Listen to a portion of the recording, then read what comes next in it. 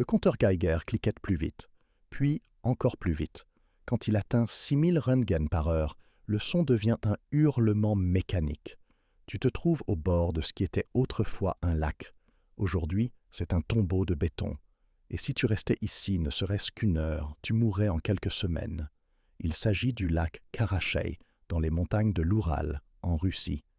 L'endroit le plus radioactif que l'homme ait jamais créé sur Terre. Pendant des décennies, il a brillé d'une lumière bleue inquiétante. Le genre de lumière qui signifie que vous êtes déjà en train de mourir. Mais Karachay n'est qu'une pièce d'un puzzle beaucoup plus grand. Un puzzle qui commence en 1948, lorsque Staline a décidé que l'Union soviétique avait besoin d'armes nucléaires et avait besoin l'endroit où ils ont construit ces armes existe encore aujourd'hui. Il s'appelle Oziorsk. Mais pendant 45 ans, il n'apparaissait sur aucune carte. C'était une ville qui n'existait pas officiellement. Elle abritait 40 000 personnes qui n'étaient pas officiellement là. Avant de nous plonger dans le sujet, pensez à liker et à vous abonner. L'association de production Mayak a été créée à Tcheliabinsk 65, dans une région sauvage de Sibérie. Le nom Mayak signifie phare en russe. Ils l'ont appelé ainsi parce qu'il était censé guider l'Union soviétique vers l'ère nucléaire. Au lieu de cela, il est devenu un phare de contamination qui s'est propagé à travers 3 réseaux fluviaux et a atteint l'océan Arctique. Le premier plutonium est sorti des chaînes de production de Mayak en 1949, juste à temps pour le premier essai nucléaire de l'Union soviétique, le 29 août. La bombe qui a mis fin au monopole nucléaire américain a été fabriquée ici, dans une ville qui n'existait pas, par des ouvriers qui ne pouvaient pas dire à leur famille ce qu'ils faisaient. Mais la fabrication de plutonium génère des déchets liquides si radioactifs qu'ils vous tueraient en quelques minutes. Et en 1949, les Soviétiques ne savaient pas quoi en faire. Ils ont donc fait ce qui semblait logique à l'époque. Ils les ont déversés dans la rivière Tesha. Entre 1949 et 1951, ils ont déversé l'équivalent de 1 milliard de becquerels de déchets radioactifs directement dans les cours d'eau. C'est plus que la quantité de matière radioactive rejetée dans l'atmosphère par Tchernobyl. La Teka se jette dans l'Izette. L'Izette se jette dans le Tobol. Le Tobol se jette dans l'Irtych. Et l'Irtych se jette dans l'Ob, qui transporte tout vers l'océan Arctique. Les villages situés le long de la Techa n'avaient aucune idée qu'ils buvaient un liquide mortel. Les enfants jouaient dans la boue radioactive. Les agriculteurs arrosaient leurs cultures avec de l'eau contaminée. Les pêcheurs retirèrent des poissons lumineux des eaux qui enregistraient des niveaux de radiation mortelle. La contamination comprenait du strontium 90, du césium 137 et des isotopes de ruthénium, des éléments qui s'incrustent dans la moelle osseuse et les organes, des éléments qui restent radioactifs pendant des décennies. En 1953, même les Soviétiques ont réalisé qu'ils avaient un problème. Ils ont cessé de déverser les déchets directement dans la rivière. À la place, ils ont construit des réservoirs de stockage souterrains, des conteneurs en acier inoxydable enfouis à 8 mètres sous terre. Chaque réservoir pouvait contenir des centaines de tonnes de déchets radioactifs liquides. Ils étaient conçus pour rester froids. Mais dans un pays qui venait de survivre à la Seconde Guerre mondiale, rogner sur les coups était monnaie courante. Le système de refroidissement du réservoir 14 est tombé en panne au milieu des années 50. Le liquide à l'intérieur a commencé à chauffer. 300 degrés Celsius, assez chaud pour faire fondre le plomb. Mais personne ne l'a remarqué, ou personne n'a voulu le remarquer. Les déchets à l'intérieur n'étaient pas seulement chauds, ils étaient chimiquement explosifs. Un mélange d'acétate d'uranyle de sodium et de produits de fission qui devient instable lorsqu'il est chauffé. Comme une bombe nucléaire à retardement qui compte à rebours dans l'obscurité. Le 29 septembre 1957, 7 heures du soir, heure locale. Le réservoir 14 a explosé avec une force équivalente à 70 à 100 tonnes de TNT. Le souffle a projeté dans les airs un couvercle en béton de 160 tonnes, comme un bouchon de bouteille. L'explosion a été si puissante qu'elle a été enregistrée par des sismographes à des centaines de kilomètres de là. 21 millions de curies de matière radioactive ont été projetées dans le ciel nocturne. Cela représente 740 000 térabecquerels, un nuage radioactif qui brillait dans l'horizon sombre. Mais voici ce qui différencie cette catastrophe de toutes les autres catastrophes nucléaires dont vous avez entendu parler. Personne ne savait qu'elle s'était produite. Ni les villages situés sur la trajectoire du nuage, ni les familles des travailleurs qui dormaient à Oziorsk, ni même la plupart des employés de la centrale. Le nuage a dérivé vers le nord-est pendant 10 à 11 heures. 300 kilomètres de contamination sont tombés comme une neige radioactive sur les forêts et les villages. Au matin, une zone plus grande que certains pays était contaminée par des niveaux de radiation qui seraient plus tard utilisés comme seuil d'évacuation à Tchernobyl. Pourtant, officiellement, rien ne s'était passé. La politique de secret absolu de l'Union soviétique signifiait que le pire accident nucléaire de l'histoire avant Tchernobyl n'existait tout simplement pas. Les personnes vivant sur le passage de ce nuage ont dû attendre 7 à 14 jours avant que quelqu'un ne vienne les évacuer. 7 à 14 jours à respirer des poussières radioactives, à boire de l'eau contaminée, à manger des aliments contaminés. 7 à 14 jours qui allaient définir le reste de leur vie. Mais l'explosion n'était que le début, car le réservoir 14 n'était qu'un parmi tant d'autres, et Mayak continuait à produire du plutonium de qualité militaire. Le phare qui était censé guider l'Union soviétique vers l'avenir était devenu tout autre chose, un endroit où les frontières entre la vie et la mort se mesuraient en roentgens par heure. Le 2 octobre 1957, 3 jours après l'explosion, les autorités soviétiques ont finalement approuvé un programme d'atténuation d'urgence. 3 jours pendant lesquels les retombées radioactives se sont déposées sur les villages, les fermes et les forêts. 3 jours pendant lesquels les enfants ont respiré de l'air contaminé pendant que les bureaucrates décidèrent de quoi faire. Ce retard n'était pas dû à l'incompétence, c'était la politique. Dans le système soviétique, les catastrophes n'existaient pas tant que quelqu'un ayant suffisamment d'autorité n'avait pas admis leur existence. Le réservoir 14 avait explosé avec une force nucléaire, mais tant que Moscou ne l'avait pas reconnu, les mesures de radiation n'étaient que des chiffres sur des cadrans dont personne n'était censé parler. Lorsque les évacuations ont finalement commencé, elles se sont déroulées sans explication. Entre le 9 et le 16 octobre, 1100 habitants des localités les plus proches ont reçu une visite. Faites vos valises, vous avez 2 heures. Non, nous ne pouvons pas vous dire pourquoi. Non, nous ne pouvons pas vous dire quand vous reviendrez. La zone d'évacuation suivait le panache radioactif au nord-est de Mayak. Village après village le long du couloir de contamination. Des familles qui vivaient sur les mêmes terres depuis des générations ont été chargées dans des camions et emmenées loin de tout ce qu'elles avaient toujours connu. Mais ces 1100 personnes n'étaient qu'un début. La contamination était pire que ce que tout le monde avait imaginé. Bien pire. Le 25 janvier 1958, les scientifiques soviétiques avaient achevé la première carte schématique de la contamination. Ce qu'ils ont découvert a redéfini le mot « catastrophe ».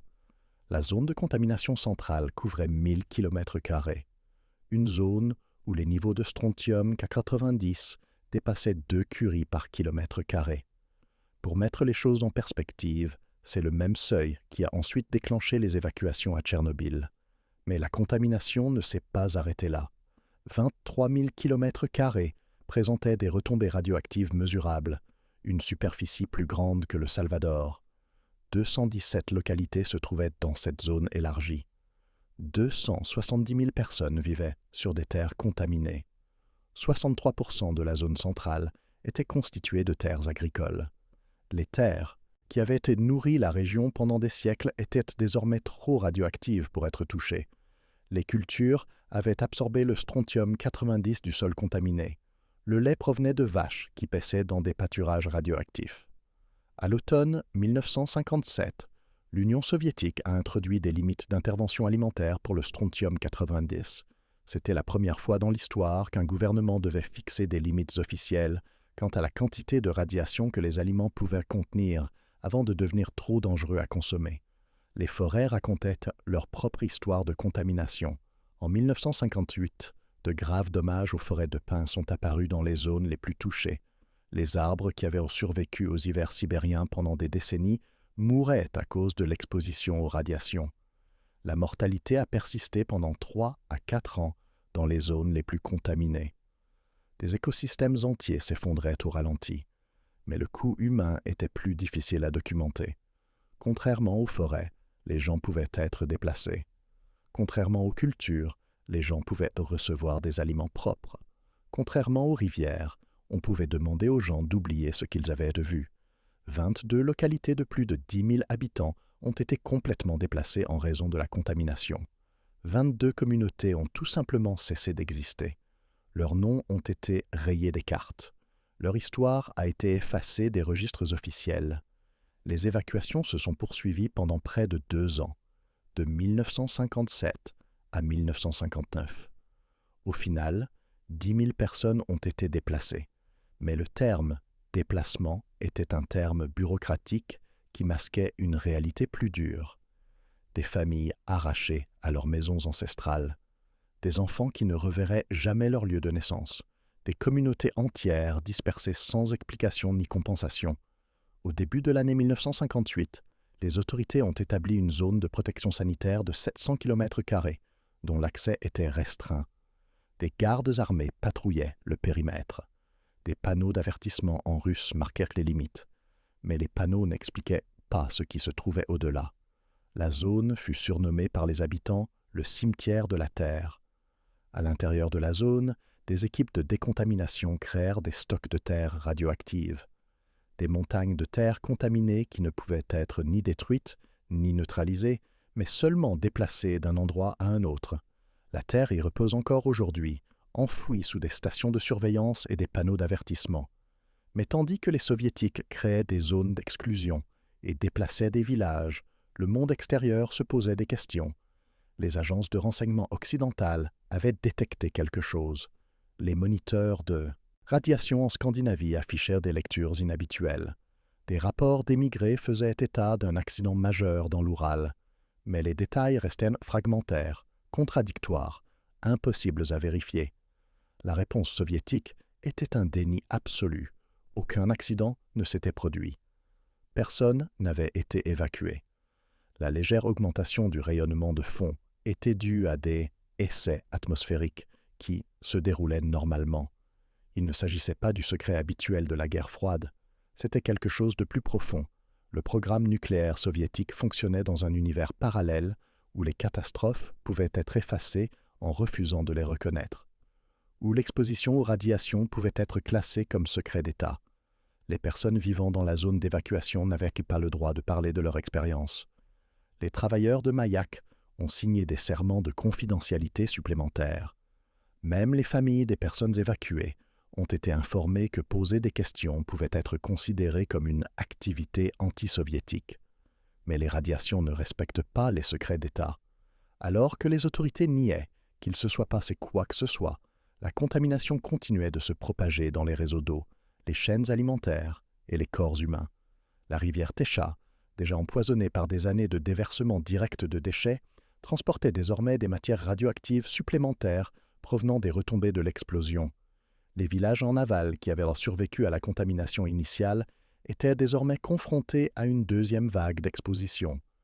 Mousliumovo et d'autres villages riverains ont documenté des expositions chroniques par le biais de l'eau potable, de l'irrigation et du simple fait de vivre près des côtes contaminées. Mais documenter l'exposition et la traiter étaient deux choses totalement différentes. Le système médical soviétique ne disposait d'aucun protocole pour traiter les maladies dues aux radiations à cette échelle. Il n'existait aucun traitement contre l'empoisonnement au strontium 90. Il n'y avait pas de soins à long terme pour les communautés vivant avec une exposition chronique à de faibles doses. À la fin de l'année 1958, la crise immédiate était officiellement résolue. La zone d'évacuation avait été établie. Les zones contaminées avaient été cartographiées. Les matières dangereuses avaient été confinées. Mais confiné ne signifiait pas sûr. Et cartographié ne signifiait pas propre. L'explosion n'avait duré que quelques secondes. La contamination allait durer des décennies. Et le secret qui l'entourait allait survivre à l'Union soviétique elle-même. Dans les villages qui restaient en dehors de la zone d'évacuation, la vie continuait avec une nouvelle réalité. Les niveaux de rayonnement de fond qui auraient déclenché des évacuations partout ailleurs dans le monde étaient simplement la nouvelle norme. Les enfants nés après 1957 allait grandir dans un monde où les compteurs Geiger étaient aussi courants que les équipements agricoles, où certaines zones étaient définitivement interdites d'accès sans explication, où le sol même sous leurs pieds recelait des dangers invisibles que leurs grands-parents n'auraient jamais pu imaginer. Mais l'histoire de Mayak était loin d'être terminée, car tandis que l'attention du monde se concentrait sur les conséquences de l'explosion, l'installation elle-même continuait à fonctionner. Elle continuait à produire du plutonium. Elle continuait à générer des déchets radioactifs. Et le lac Karachai attendait. Alors que le monde se concentrait sur l'explosion de 1957, les ingénieurs de Mayak créaient quelque chose de bien pire. Le lac Karachai, un nom qui allait devenir synonyme de la contamination radioactive la plus concentrée sur Terre. Après 1953, lorsque le déversement direct dans la rivière Tesha a finalement cessé, les déchets liquides hautement radioactifs devaient être éliminés quelque part. Les ingénieurs soviétiques ont choisi un petit lac naturel situé à environ 7 km de l'installation principale. Ils le rebaptisèrent lac Karachai et commencèrent à y déverser directement les déchets radioactifs. Pendant des décennies, ils le traitèrent comme un réservoir de stockage de liquide sans couvercle. En 1967, le lac Karachai contenait plus de matière radioactive que celle qui avait été libérée à Hiroshima et Nagasaki réunies. L'eau brillait du rayonnement Cherenkov, cette étrange lumière bleue qui apparaît lorsque les radiations se déplacent plus vite que la lumière dans l'eau. Il suffisait de rester 1 heure au bord du lac pour recevoir une dose mortelle. Mais en 1967, la nature est intervenue de la pire manière qui soit. Une grave sécheresse a frappé la région cet été-là. Le niveau d'eau du lac Karachai a chuté de manière spectaculaire, exposant des sédiments contaminés qui étaient restés en sécurité sous l'eau pendant des années. La boue radioactive cuisait sous le soleil estival. Puis, le vent s'est levé. 20 térabecquerels de poussière radioactive se sont élevés dans les airs. Des particules de strontium 90 et de césium 137 suffisamment fines pour être inhalées. La poussière contaminée s'est propagée sur des centaines de kilomètres carrés dans le sens du vent, créant une deuxième zone de contamination qui chevauchait les zones encore en cours de reconstruction après l'explosion de 1957. Ce n'était pas un accident, c'était le résultat inévitable de l'utilisation d'un lac comme dépotoir radioactif. Mais l'événement de resuspension de 1967 n'était qu'un avant-goût. En 1990, les mesures de radiation sur les rives du lac Karachai atteignaient 600 röntgens par heure. Cela correspond à 6 sieverts par heure en unité moderne. À ce débit de dose, la DL50, dose létale pour 50% des personnes exposées, est dépassée en moins d'1 heure. Sans intervention médicale immédiate, la mort survient généralement en quelques semaines. Pour mettre cela en perspective, la zone d'exclusion de Fukushima, qui a contraint 160 000 personnes à évacuer, présente des niveaux de radiation mesurés en microsieverts par heure. Les rives du lac Karachai étaient 6 millions de fois plus radioactives. Il suffisait de marcher jusqu'au bord de l'eau pour recevoir une dose mortelle. Les personnes travaillant à Mayak connaissaient de ces niveaux de radiation. Elles n'avaient pas le choix. Chaque équipe devait porter des badges dosimétriques. Chaque travailleur subissait des examens médicaux réguliers. La cohorte des travailleurs de Mayak, créée pour suivre les effets sur la santé, a finalement inclus 22 377 travailleurs employés entre 1948 et 1982. Mais connaître les radiations et s'en protéger étaient 2 choses différentes. Les études menées sur les travailleurs ont révélé ce que tout le monde soupçonnait, mais que personne ne voulait documenter. Les doses cumulées de rayons gamma et de neutrons étaient liées à une augmentation des risques de leucémie et de cancer solide. Plus l'exposition était élevée, plus les taux de cancer étaient élevés. Il s'agissait d'une relation mathématique directe entre les radiations et la mort. Avant de reprendre, dites-nous d'où vous nous regardez aujourd'hui, et si cette histoire vous touche, abonnez-vous pour ne pas manquer la prochaine. Mais les travailleurs étaient en quelque sorte des volontaires.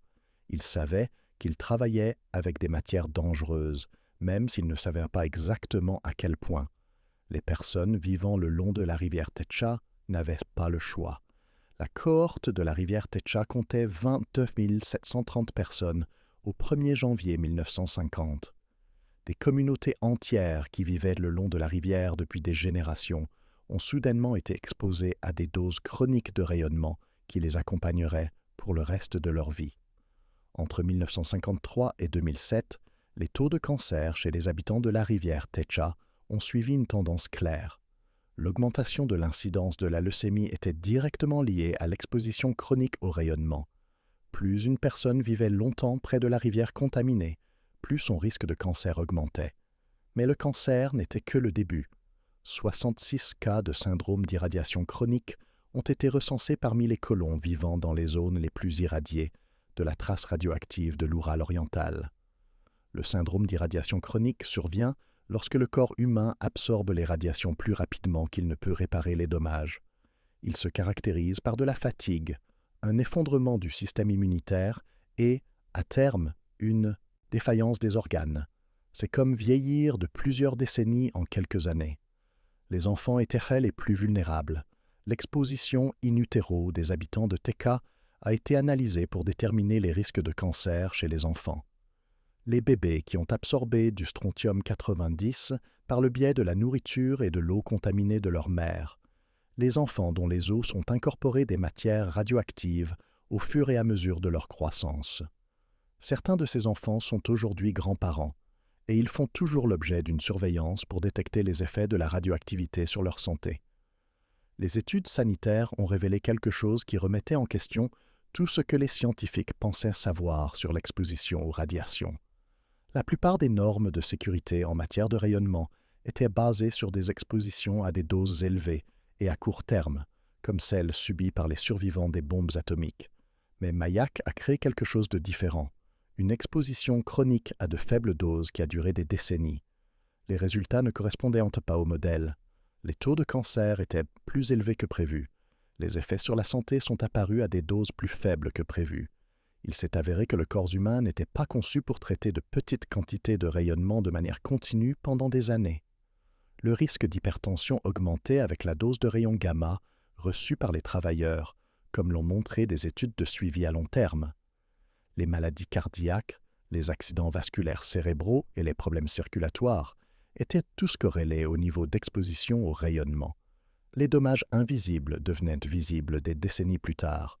Mais tandis que les scientifiques documentaient les effets sur la santé, Mayak continuait de fonctionner.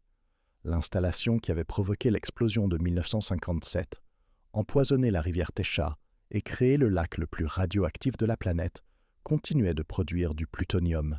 Elle continuait à produire des déchets radioactifs. Elle continuait à chercher des endroits où les stocker. L'usine de retraitement RT1 s'est agrandie pour traiter différents types de combustibles nucléaires. Le combustible des réacteurs, VVER 440, des centrales électriques.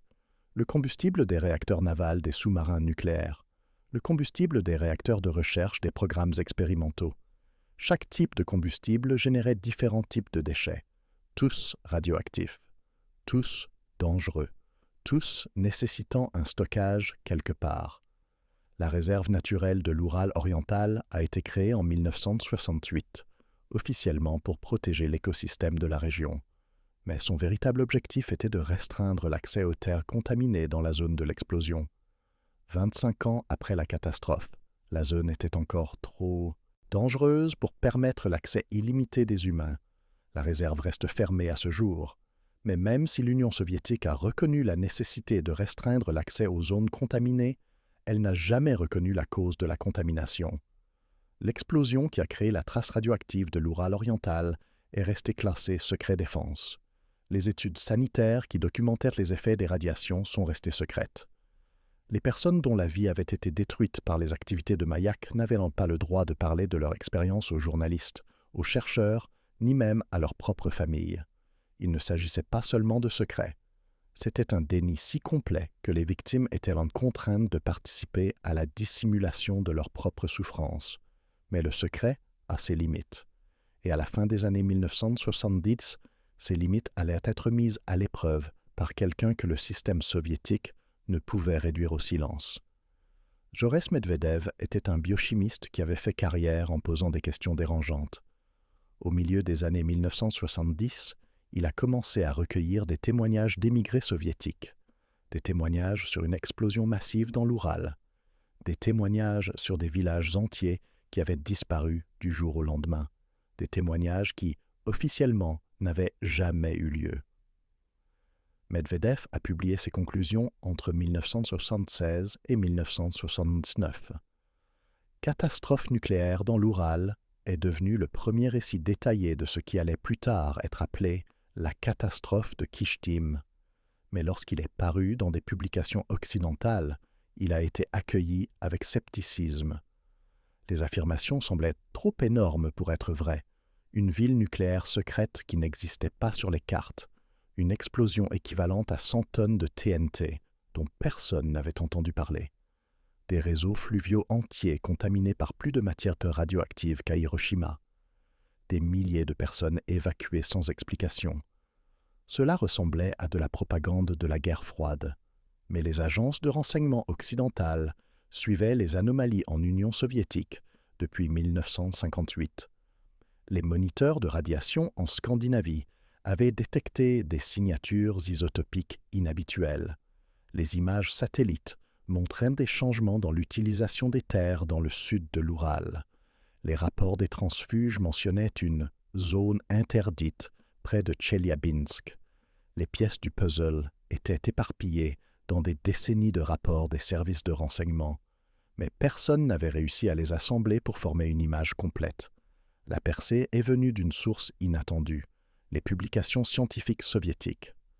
Même au plus fort du secret de la guerre froide, les scientifiques soviétiques devaient publier leurs recherches pour faire avancer leur carrière. Ils ne pouvaient pas mentionner directement l'explosion, ils ne pouvaient pas nommer le lieu, mais ils pouvaient étudier les effets d'une exposition chronique aux radiations sur les populations locales. Les scientifiques occidentaux ont commencé à remarquer des tendances dans les publications soviétiques, des études sur les effets des radiations dans la région de l'Oural, des recherches sur la contamination au strontium-90 dans les réseaux fluviaux, des articles sur les effets à long terme sur la santé d'accidents nucléaires qui n'étaient censés ne jamais avoir eu lieu. Les recherches étaient là, cachées à la vue de tous. Au début des années 1980, la communauté scientifique était convaincue que Medvedev avait raison. Un accident nucléaire majeur s'était produit en Union soviétique à la fin des années 1950. Les preuves étaient accablantes une fois qu'on savait lire entre les lignes. Mais il faudra attendre encore 10 ans avant que les autorités ne le reconnaissent officiellement. 1989, le mur de Berlin tombe, l'Union soviétique s'effondre, et soudain, des secrets enfouis depuis 30 ans commencent à être révélés au grand jour. La presse soviétique a reconnu pour la première fois l'accident de 1957 en 1989, non pas parce qu'elle le voulait, mais parce qu'elle n'avait plus le pouvoir d'empêcher la vérité d'éclater au grand jour. Cette reconnaissance était limitée et formulée avec prudence. Elle confirmait qu'un incident s'était produit dans une installation nucléaire de la région de l'Oural. Mais l'ampleur de la contamination, le nombre de personnes touchées et les conséquences à long terme sur la santé restaient classés secrets. Même une vérité partielle était révolutionnaire. La communauté nucléaire internationale a réagi avec un mélange de satisfaction et d'horreur. Satisfaction que le récit de Medvedev était exact. Horreur face aux implications pour la sécurité nucléaire mondiale. Si les Soviétiques pouvaient dissimuler une catastrophe d'une telle ampleur pendant 30 ans, qu'avaient-ils caché d'autre? L'Agence internationale de l'énergie atomique a élaboré l'échelle internationale des événements nucléaires, en partie en réponse à Kishtim. L'échelle INES classe les accidents nucléaires de niveau 1 à niveau 7. Tchernobyl est un niveau 7. Fukushima est un niveau 7. Kishtim est classé niveau 6. Un accident grave avec des conséquences importantes hors site. Mais l'échelle INES a été créée plusieurs décennies après l'accident de Kishtim. Il s'agit d'une tentative rétrospective de catégoriser un événement qui a redéfini ce à quoi pouvaient ressembler les accidents nucléaires. Les rejets atmosphériques de Kishtim ont été d'environ 74 pétabecquerels. Cela représente environ 1,4% des rejets atmosphériques totaux de Tchernobyl, à l'exclusion des gaz nobles. Mais les comparaisons directes sont trompeuses. La contamination de Kishtim s'est concentrée dans une zone plus petite. Les effets sur la santé ont été chroniques plutôt qu'aigus. L'impact environnemental a duré des décennies. Et surtout, cela a démontré que les catastrophes nucléaires pouvaient être complètement cachées au monde extérieur. C'était là la véritable leçon terrifiante de Kishtim. Non seulement des accidents nucléaires pouvaient en se produire, mais ils pouvaient être effacés de l'histoire. Le secret ne visait pas seulement à protéger les secrets d'État. Il s'agissait de protéger l'ensemble du programme nucléaire du regard du public. Si les gens savaient que la production d'armes nucléaires pouvait contaminer des milliers de kilomètres carrés et forcer l'évacuation de communautés entières, ils pourraient se demander si les armes nucléaires valaient la peine de prendre ce risque. C'était une question que les dirigeants soviétiques ne pouvaient pas se permettre. Mais le secret créait ses propres dangers. Sans contrôle public, les installations nucléaires fonctionnaient avec un minimum de contraintes de sécurité.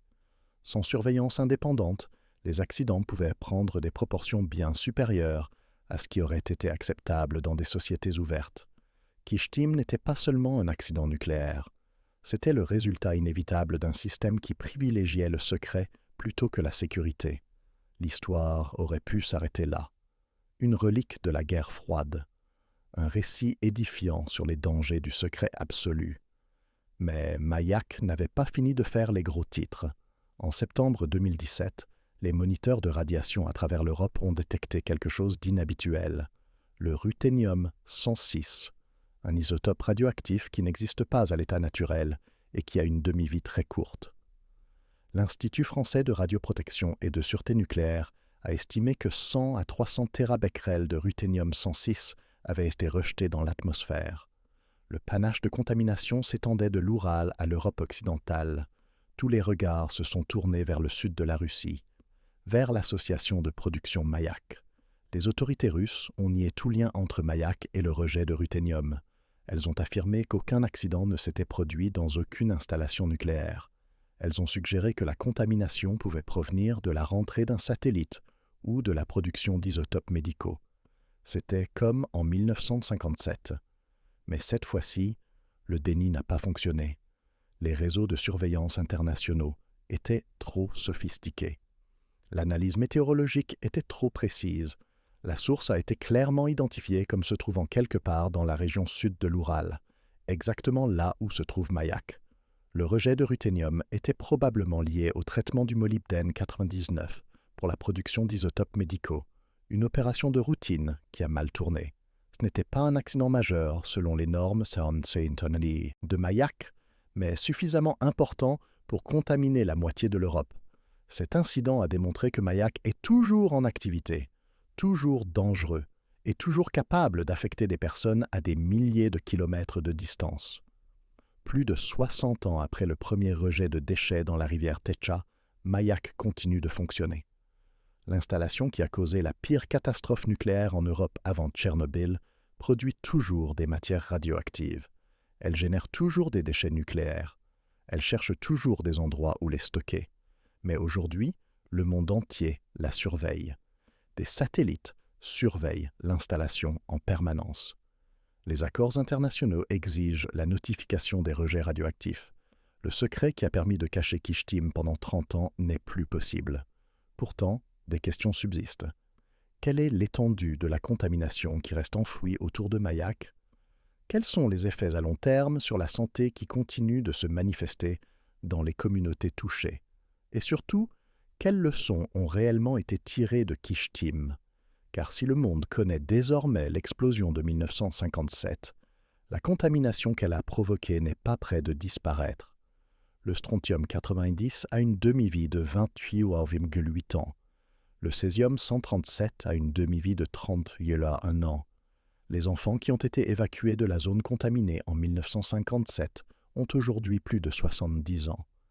Leurs petits-enfants font l'objet d'une surveillance afin de détecter d'éventuels effets sur leur santé liés aux radiations. La catastrophe, qui n'a officiellement jamais eu lieu, continue d'affecter les nouvelles générations. Et au cœur des montagnes de l'Oural, dans une ville qui n'apparaît toujours pas sur la plupart des cartes, l'héritage de Mayak continue de se faire sentir. Le 26 novembre 2015, Après avoir été pendant des décennies l'endroit le plus radioactif de la planète, le lac Karachai a finalement disparu, non pas à la suite de processus naturels, mais grâce à une ingénierie humaine d'une ampleur qui défie l'entendement. Les ingénieurs russes ont passé des années à remplir le lac de blocs de béton, de roches et de terre. Couche après couche, ils ont empilé des matériaux destinés à ensevelir les déchets radioactifs pour toujours. L'opération de remblayage s'est achevée dans une atmosphère solennelle et soulagée. Mais ensevelir n'est pas synonyme d'éliminer. Sous la couche de béton, des centaines de millions de curies de déchets radioactifs restent exactement là où ils ont été déposés, du strontium 90 et du césium 137, dont la demi-vie se mesure en décennies. Le béton ne neutralise pas les radiations, il empêche simplement qu'elles ne se propagent à nouveau dans l'air. Le lac a disparu. La contamination est permanente. Les contrôles effectués en 2016 ont montré une réduction des dépôts de radionucléides en surface après l'opération de remblayage. Un succès, selon les normes de gestion des déchets nucléaires. Mais la surveillance des eaux souterraines sous l'ancien lac se poursuit indéfiniment, car les matières radioactives ne respectent pas éternellement les barrières en béton. La remise en état du lac Karachai représente quelque chose d'inédit dans l'histoire de l'humanité. Jamais auparavant, un gouvernement n'avait été contraint d'enterrer littéralement un lac entier parce que son eau était trop dangereuse pour exister. Et cela a fonctionné, dans certaines limites. Mais le succès obtenu à Karachai a mis en évidence l'impossibilité de remédier à l'héritage plus large de Mayak. On peut enterrer un lac, on peut déplacer des villages, on peut établir des zones d'exclusion et des réserves naturelles, mais on ne peut pas effacer 60 ans de contamination répartis sur 3 réseaux fluviaux et 23 000 km². La cohorte de la rivière Techa continue de fournir des données pour les normes internationales de radioprotection. 29 730 personnes recensées au 1er janvier 1950. Beaucoup sont aujourd'hui décédés, mais leurs dossiers médicaux sont conservés dans des bases de données qui alimentent les politiques de radioprotection dans le monde entier. Leurs souffrances sont devenues science. Les techniques modernes de reconstruction des doses utilisent des méthodes qui auraient relevé de la science-fiction en 1957. L'analyse par résonance paramagnétique électronique de l'émail dentaire peut révéler les doses de rayonnement absorbées il y a plusieurs décennies. Les mesures du strontium 90 dans l'ensemble du corps, à l'aide de systèmes de comptage sophistiqués, permettent de suivre la contamination interne au fil du temps.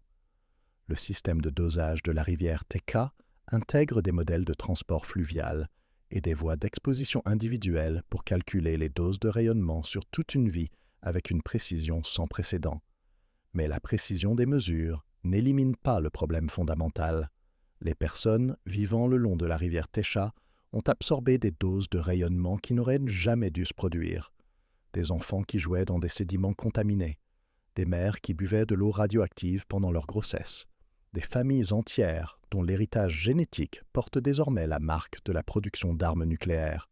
Les suivis de cohortes en cours alimentent les modèles de risque de la Commission internationale de protection radiologique pour les expositions à faible dose. Les victimes de Mayak sont devenues les cobayes involontaires de la plus grande expérience humaine, d'exposition chronique au rayonnement. Leurs corps sont le laboratoire. Leurs cancers sont les points de données. Au sein de la réserve naturelle de l'Oural oriental, créée en 1968, les scientifiques continuent d'étudier la manière dont les écosystèmes réagissent à la contamination radioactive persistante. 60 ans après l'explosion, la réserve reste fermée au public, mais elle n'est pas vide. Les plantes et les animaux ont recolonisé le paysage contaminé, non pas parce qu'il est sûr, mais parce qu'il est isolé. L'absence d'activité humaine a permis aux populations sauvages de se rétablir, même dans les zones où les niveaux de radiation sont élevés. La réserve est devenue un laboratoire accidentel pour étudier la vie dans un monde radioactif. Des niveaux élevés de strontium 90 et de césium 137 persistent dans les sédiments fluviaux et les plaines inondables plusieurs décennies après les rejets initiaux. Chaque printemps, les inondations remobilisent les matières radioactives déposées dans les années 1950. Chaque sécheresse expose les sédiments contaminés à l'érosion éolienne. La contamination est vivante, elle se déplace et se redistribue selon des processus naturels que les humains peuvent surveiller, mais jamais contrôler entièrement. Des programmes de surveillance à long terme des eaux souterraines suivent la lente migration des matières radioactives à travers les aquifères souterrains. Les panaches de contamination qui ont commencé à Mayak dans les années 1940 continuent de se déplacer dans les systèmes d'eau souterrains. À l'échelle géologique, 60 ans ne sont qu'un instant. La contamination ne fait que commencer son voyage. Mais tandis que les scientifiques suivent la contamination et que les politiciens gèrent les zones d'exclusion, les personnes qui ont été réellement touchées par les activités de Mayak continuent de vivre avec les conséquences. Musliumovo, un village qui était resté en dehors de la zone d'évacuation, existe encore aujourd'hui. Il se trouve toujours le long de la rivière Techa contaminée. Il abrite toujours des familles dont les grands-parents ont été témoins du début de l'ère nucléaire. Le village est devenu un symbole de l'injustice environnementale à l'échelle nucléaire. Trop contaminé pour être vraiment sûr, mais pas assez contaminé pour justifier une évacuation. Les habitants vivent dans une zone grise permanente, entre un risque acceptable et une exposition dangereuse. Leur histoire illustre l'impossibilité mathématique de la radioprotection. Comment définir la sécurité lorsque les niveaux de rayonnement naturel restent élevés pendant des décennies? Comment indemniser les personnes pour des effets sur la santé qui pourraient se manifester dans 30 ans? La Russie moderne reconnaît l'héritage environnemental de Mayak tout en continuant à exploiter l'installation. La contradiction est frappante, mais pas unique. Les puissances nucléaires du monde entier sont confrontées à des défis similaires dans la gestion des déchets issus de la production d'armes, tout en maintenant des programmes nucléaires actifs. Mayak reste un site clé de retraitement du combustible nucléaire civil. L'installation qui a causé la pire catastrophe européenne avant Tchernobyl continue de produire des déchets radioactifs qui doivent être stockés quelque part. Les leçons de Kishtim sont codifiées dans les normes internationales de sûreté nucléaire, l'échelle INES, les zones de planification d'urgence, les limites d'intervention alimentaire en cas de contamination radioactive, les exigences de notification transfrontalière en cas d'incident nucléaire. Tous les protocoles modernes de sûreté nucléaire portent les traces des enseignements tirés des catastrophes de Mayak. Mais les protocoles et les normes ne peuvent éliminer le défi fondamental que représente la technologie nucléaire. Chaque réacteur nucléaire produit des déchets radioactifs. Chaque programme d'armement génère des matériaux contaminés. Chaque installation nucléaire doit finalement être démantelée et nettoyée. L'héritage de Mayak ne se limite pas à la contamination qu'il a créée. Il démontre que la contamination nucléaire, une fois libérée, devient une caractéristique permanente de l'environnement humain.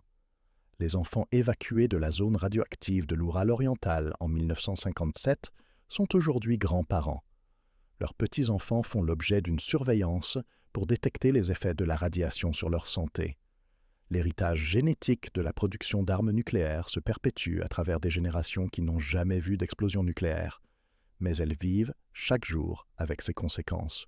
En fin de compte, Mayak représente à la fois la promesse et le danger de la technologie nucléaire. Le plutonium qui y a été produit a contribué à mettre fin à la Seconde Guerre mondiale et à façonner l'équilibre de la guerre froide. La contamination qu'il a créée persistera longtemps après que les conflits géopolitiques qui ont motivé sa création auront été oubliés. Le phare qui était censé guider l'Union soviétique vers l'avenir nucléaire est devenu un signal d'alerte pour le monde entier. Et dans les montagnes de l'Oural, où tout a commencé, les compteurs Geiger continuent de cliqueter. L'ironie est presque poétique. Mayak signifie phare en russe. Un phare qui guide les navires en toute sécurité vers le rivage. Mais l'association de production Mayak est devenue tout autre chose. Un feu d'avertissement. Un signal de ce qui se passe lorsque la technologie nucléaire fonctionne au-delà des limites du contrôle humain. Aujourd'hui, 77 ans après sa création, Mayak continue de fonctionner. L'installation qui a causé la pire catastrophe nucléaire avant Tchernobyl continue de traiter du combustible nucléaire. Elle continue de produire des déchets radioactifs. Elle continue de chercher des moyens de gérer des matières qui resteront dangereuses plus longtemps que la civilisation humaine n'aura existé. Le phare n'a jamais cessé de briller. Dans les laboratoires du monde entier, les scientifiques continuent d'analyser les données issues des catastrophes de Mayak. La cohorte de la rivière Techa fournit des informations continues sur les effets à long terme de l'exposition chronique au rayonnement. La trace radioactive de l'Oural oriental reste un laboratoire à ciel ouvert pour l'étude des écosystèmes contaminés. 70 ans plus tard, les victimes de Mayak continuent de nous enseigner des leçons sur les radiations. Les systèmes de reconstruction des doses développés pour les survivants de Mayak représentent la pointe de la technologie en matière d'épidémiologie des radiations. Analyse par résonance paramagnétique électronique de l'émail dentaire. Système de comptage du corps entier suffisamment sensible pour détecter le strontium 90 absorbé il y a plusieurs décennies. Des modèles informatiques capables de calculer avec précision les doses individuelles de rayonnement, ce qui aurait été impossible lorsque la contamination s'est produite. Nous pouvons désormais mesurer exactement la quantité de rayonnement absorbée par les personnes. Mais nous ne pouvons toujours pas réparer les dégâts. Les études génétiques modernes suivent les effets des rayonnements sur plusieurs générations. Les enfants dont les grands-parents ont été évacués de la zone contaminée font toujours l'objet d'un suivi médical. La signature nucléaire inscrite dans leur ADN raconte une histoire qui s'étend sur 3 générations et qui se poursuit encore aujourd'hui. L'héritage de Mayak vit dans les chromosomes humains, mais la leçon la plus édifiante de Mayak n'est pas d'ordre technique. Elle est d'ordre institutionnel. Pendant 30 ans, l'une des pires catastrophes nucléaires de l'histoire n'a tout simplement pas existé. Des villages ont été déplacés sans explication. Des rivières ont été contaminées sans que cela soit reconnu. Des milliers de personnes ont souffert des effets sur la santé liés aux radiations d'un accident qui, officiellement, n'a jamais eu lieu. Le secret ne visait pas seulement à protéger les secrets d'État. Il s'agissait de protéger l'industrie nucléaire elle-même du contrôle démocratique. Si les gens connaissaient le coût réel de la production d'armes nucléaires, ils pourraient décider que ce coût est trop élevé. Ce calcul exigeait de garder les coûts invisibles. L'incident du ruthénium de 2017 démontre que cette dynamique n'a pas disparu. Lorsque les moniteurs de rayonnement européens ont détecté des panaches de contamination provenant de la région de l'Oural, les autorités russes ont d'abord nié tout lien avec les installations nucléaires. Même scénario, même secret instinctif, même hypothèse selon laquelle les accidents nucléaires peuvent être gérés par le contrôle de l'information plutôt que par la prévention.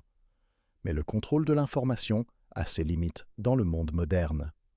La surveillance par satellite rend les villes nucléaires secrètes visibles depuis l'espace. Les réseaux internationaux de surveillance des radiations détectent les panaches de contamination en quelques heures. La coopération scientifique garantit le partage des données même lorsque les gouvernements préfèrent garder le silence. L'ère des catastrophes nucléaires invisibles touche à sa fin. Pourtant, la visibilité n'élimine pas le défi fondamental. Chaque réacteur nucléaire produit des déchets radioactifs. Chaque programme d'armement génère des matériaux contaminés. Chaque installation nucléaire doit finalement être démantelée et nettoyée, ce qui coûte plus cher que la valeur totale de l'installation. L'héritage économique de Mayak est aussi préoccupant que son impact environnemental. Le nettoyage de la contamination nucléaire s'effectue à une échelle de temps qui dépasse largement celle des institutions humaines. Le strontium 90 a une demi-vie de 28,8 ans. Au bout de 10 demi-vies, soit 288 ans, il sera encore 1000 fois plus radioactif que les niveaux naturels. Les déchets que nous produisons aujourd'hui survivront aux gouvernements qui les ont créés. Mayak nous oblige à nous poser une question dérangeante. Si nous ne pouvons pas empêcher les catastrophes nucléaires, si nous ne pouvons pas les nettoyer complètement, et si nous ne pouvons pas les cacher au monde, quelle justification existe-t-il pour continuer à créer de nouveaux matériaux radioactifs? Cette question devient de plus en plus pressante au fil des ans. Les enfants évacués de la zone radioactive de l'Oural oriental en 1957 meurent aujourd'hui de vieillesse. Mais leur héritage de contamination persistera pendant des siècles. Les petits-enfants de leurs petits-enfants hériteront de la responsabilité de surveiller une contamination qu'ils n'ont pas contribué à créer. Les catastrophes nucléaires ne prennent pas fin. Elles sont simplement transmises à la génération suivante. À Mouslumovo, le village trop contaminé pour être sûr mais pas assez pour être évacué, la vie continue le long de la rivière Tesha. Les enfants jouent auprès des eaux qui transportent encore des matières radioactives déposées il y a 70 ans. Les familles se boivent l'eau des puits qui puisent dans des aquifères contaminés par la production d'armes nucléaires. Ils vivent avec la réalité permanente de l'ère nucléaire. La réserve naturelle de l'Oural oriental, créée pour restreindre l'accès aux terres contaminées, est devenue une réussite inattendue en matière de conservation de la faune sauvage. En l'absence d'activité humaine, les animaux ont prospéré malgré des niveaux de radiation élevés.